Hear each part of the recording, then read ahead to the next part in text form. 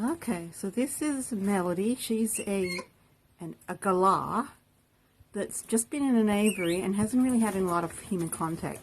So I've put her in River's old cage, right by a door that we go past and go through quite often, just so she gets used to seeing people walk by. River has a new cage, and this is actually a cage that was made for either rabbits or ferrets or something. It was a small animal cage that I had. But there are some factors that I like about it. One is that it has a really deep tray. So when she has her bath, which she likes to splash around, she's not splashing everywhere because this deep tray is keeping a lot of the splash in. It also has horizontal bars instead of vertical bars, which for a small bird like her, she likes to use that as a ladder to climb. As you can see, she's going to demonstrate there, maybe. And it's nice and it's wider than our other cage, but it is shorter.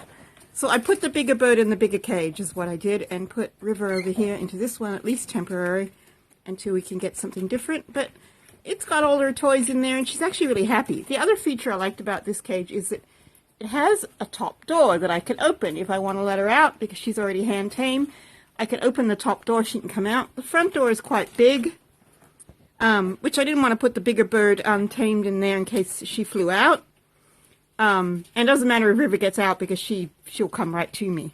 So anyway, in a process of taming this girl, I was watching a video on YouTube about this, is that every time the food goes in, I'm there. So she associates having her food with my presence. And at the moment I've put, normally I would not give as many sunflower seeds as that, but I'm using them as a treat to kind of lure her to the food until she gets sort of associating this container with food and my hand with food. So she's got some sunflower seeds more than what I would normally give her, simply because they're so high in fat that they can cause problems in the bird if it happens too often. So we're hoping that this process won't take too long, in just letting her know that my hand isn't danger, my hand is the food. So I'm just going to put the camera down so I can put it in, and just stand here while it's in there. She'll watch me put it in, and actually I might be able to do it with the camera in my hand. Not sure. I have a clip up here just to stop her accidentally opening the cage. Let's see how she reacts to me putting this in. So as you can see, she's quite frightened when I enter the cage with my hand, and I found that putting it over here on this side, she would go to it because there's a stick there for her to sit on, and she'll go to it once I take my hand out. So until I take my hand out, she's not going to have a bar of it. It takes her a little while to go over there and get the food, because right now she's like, oh my god, somebody's in my cage, somebody's outside my cage, I'm scared. Go on there, Melody. So her name is Melody Pond, and this is River Song, and they're both named after the same Doctor Who character. There she goes. So she's going over now to have a eat of her seeds. She loves the sunflower seeds, which are just sprinkled on the top. When she gets down to the other seeds, she'll often toss them on the floor to pick through and find her favorites. So I leave her least favorites on the floor because I don't want her to starve. So when she tosses her least favorite seeds on the floor, I leave them down for her something to eat, and she gets her more favorite seeds, such as the sunflower, when I'm here. And at the moment, I'm just going to be standing near the cage, letting her know that I'm here as she eats, and the food is associated with me. And as this progresses, hopefully we can get to the point where I'll be able to open the cage and just stand here with the door open and her eating, and her not be afraid and not want to run off or fly off. And then progress it to my hand being still in the cage while the food is in there. And it's going to be a slow process because she's been an aviary bird for so long. She doesn't understand that humans aren't scary yet. And we'll see how the progress goes. This is day 2. Day 1, when I put the food in there, she just wouldn't even go over to it. And I just kept putting it in and out all day. I'd come over, put it in for 5 minutes, take it out. Put it in for 5 minutes, take it out. And eventually she's like, oh, well, if I want to get anything to eat, I better go over there and get it. And now she's comfortable to go eat it at the food site with me standing here. It's going to take a while, and I'll keep you updated. Okay, so the other thing that I'm doing with Melody right now at this stage is I have this back scratcher. And that way it's not my hand, but it is an object that can go over and just gently touch her. And she isn't liking it very much, but she does settle down after a while, and she lets me pet her with this object. And we're going to just do that until she's comfortable with the object, which will eventually be a good thing for her to learn to step up on, because it's a safe object. And then eventually I'll replace the object with my hand, probably in a glove, because I know from experience this bird bites pretty hard, because when we had to catch her from the aviary, she bit right through my glove, so don't want that happening. We're going to take it nice and safe with her. And I might even leave the object over here near her food, so she gets used to the fact that that back scratcher is a good thing. It comes with food, it comes with pets and cuddles, and eventually my hand will be the back scratcher. We'll see how the progress goes. Okay, so this is about day 3 that I've been putting the food into the cage while I sit by Melody's cage, and I'm just sitting sort of quite close. And it took a while for her, like, doing this kind of thing like she's doing right now. And then eventually she came down and started eating the food, which was good that she felt comfortable enough to eat while I'm so close to her. Now she's going back to climbing the cage, because I went to get the phone and came back, and she's like, oh, you're back, you moved.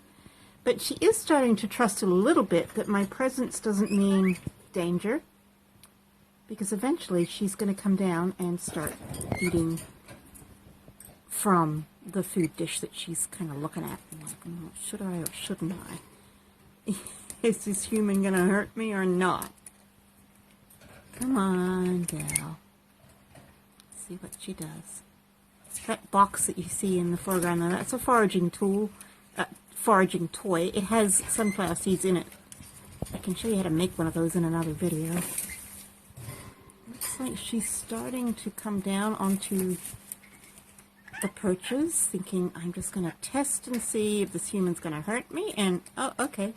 Since they're not, I'll go over here to the food dish and I'll start eating. So that's actually progress, because at first, if I was anywhere near the cage, she was just continuing to climb those bars and not going anywhere near the food. So she's hopefully going to start associating my presence with, I put the food there and I'm here while she eats. Then when she's finished eating, I'll take the food away. And I'm just going to continue to do that on a daily basis, and hopefully build some trust in this way. That's a girl. Good girl. It's going to take a long time, because she went through a lot of trauma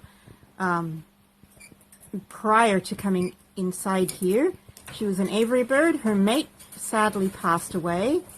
And then we had to catch her out of the aviary, which was a traumatic experience with a net and being grabbed and having wings clipped, and it was just a real scary thing. So she's understandably quite fearful, even though she's used to people going in and out of her aviary, giving her food and water. She's never had this much close contact with human beings.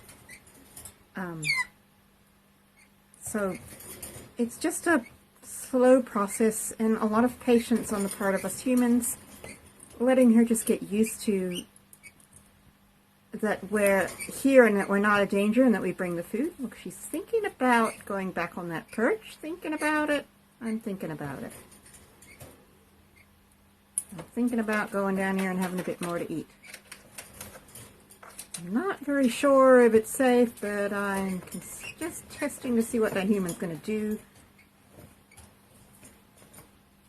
if I come down onto the perch. Come on, Melody. Good girl.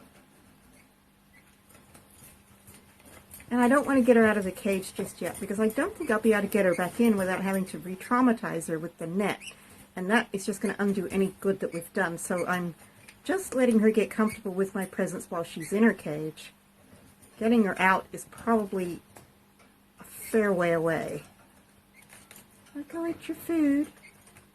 It's okay. I'm trying to give her a better life than she had in the aviary, with a bit of interaction, and eventually I'll start looking for another mate for her, because it would be nice for her to be able to have some chicks some baby birdies. Well, come back down and eat your food. You're okay. You're okay. And over here, of course, is River. River's very confident. She wants out. Open your door and let you out. Come on. Come on. I'm hoping to get Melody as confident as Rip. Where are you going? Let's say hello. Of course, she's got to go right up to my shoulder. And there we go. She's back at the food bowl. While I'm standing here. So pretty soon she's going to get used to the fact that if she wants her food, she's got to put up with a human being.